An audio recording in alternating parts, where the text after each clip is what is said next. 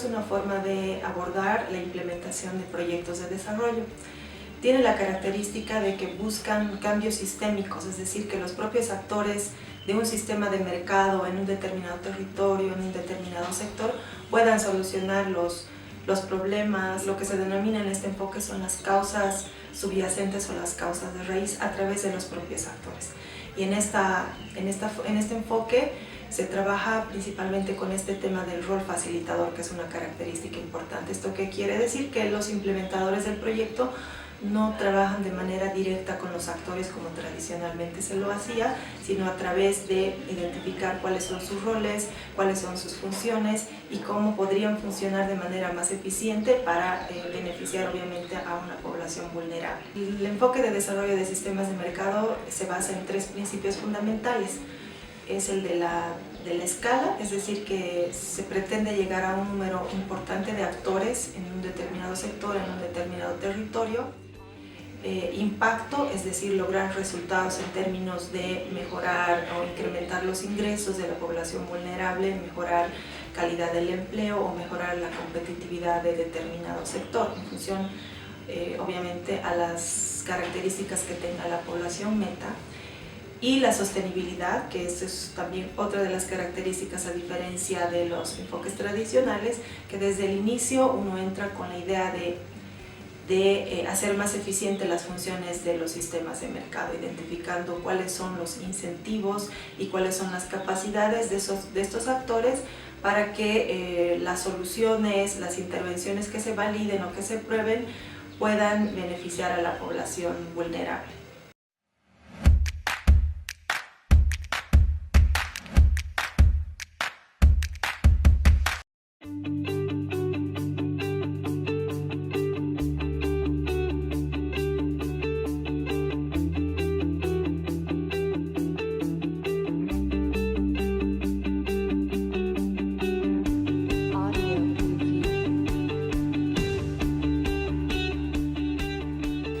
El desarrollo de capacidades en el equipo y los cofacilitadores sobre cómo aplicar el enfoque se lo realiza sobre la marcha.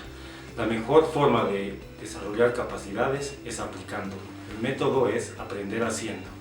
El proceso general para la implementación de proyectos con el enfoque de desarrollo de sistemas de mercado tiene diferentes etapas. La primera etapa es la selección de territorios, selección de sectores, rubro o productos. La segunda etapa son los diagnósticos sistémicos de cada sector o de cada territorio identificados. El tercer paso, el diseño de las intervenciones a partir de estos diagnósticos sistémicos. Posteriormente, la implementación de las innovaciones o de las intervenciones piloto que se prueban en determinado territorio, en determinado sector. Posteriormente es la consolidación de las innovaciones exitosas que han tenido mejores resultados y finalmente el escalamiento de las innovaciones que han tenido mejores resultados.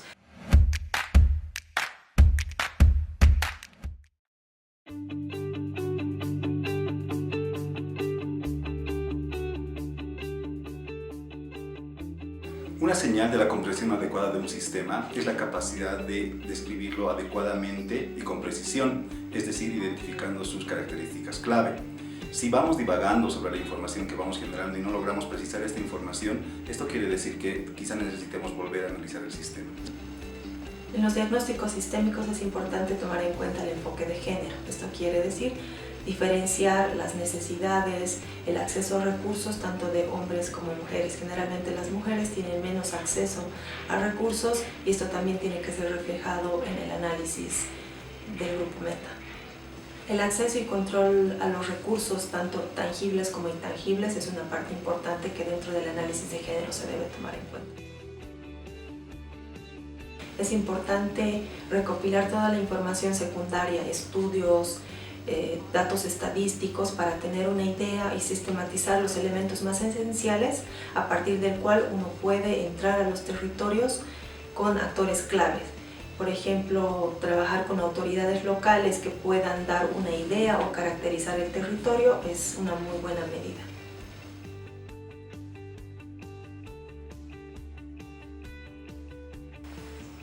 Además del número de personas o familias, los actores en el territorio y la conectividad con el mercado, hemos generado mapas e índices que nos ayudan a seleccionar más objetivamente los territorios con potencial comercial.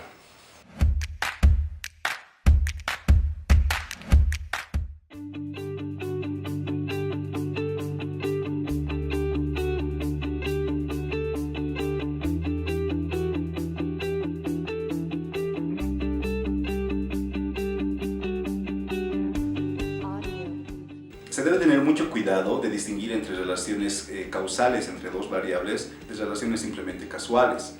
Así, por ejemplo, no es lo mismo ganar $1000 en una competencia de atletismo como resultado del esfuerzo de uno mismo que ganar esos $1000 en un sorteo de la lotería.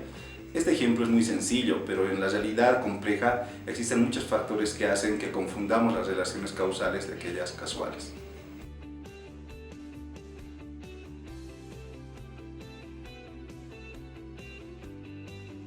En general se ha visto que muchos problemas y cuellos de botella en las cadenas de valor y en las causas subyacentes se repiten, es decir, que intervenciones que fueron diseñadas con anterioridad pueden ser aún efectivas. Lo que generalmente cambia son los actores o aliados en el mercado.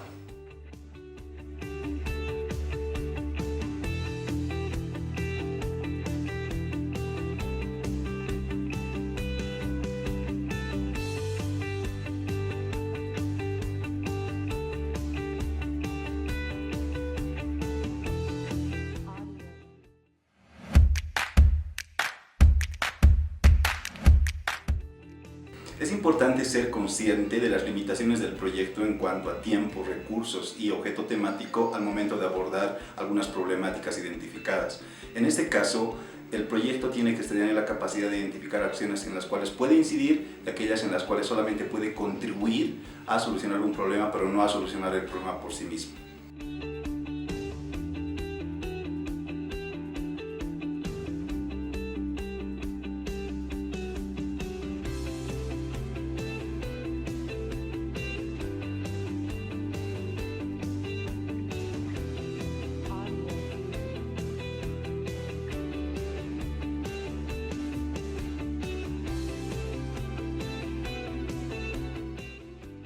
Tenemos que entrar al campo habiendo hecho un análisis previo de la información existente, conociendo claramente las brechas de información que nos faltan.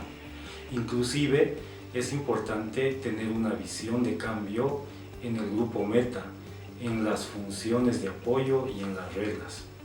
Así, nuestra entrada al campo es mucho más eficiente porque buscamos a los actores adecuados, hacemos las preguntas correctas y también es importante hacer grupos focales con el grupo meta para conocer sus sistemas de producción y sus medios de vida. En este video hemos descrito 3 elementos: los conceptos básicos del enfoque DSM, la forma de abordaje de proyectos bajo este enfoque y algunas recomendaciones para el diagnóstico, diseño e implementación de los proyectos. Es muy complejo analizar un sistema y puede ser demandante, sin embargo, los resultados cuando uno tiene que aplicar intervenciones bajo esta descripción son muy interesantes.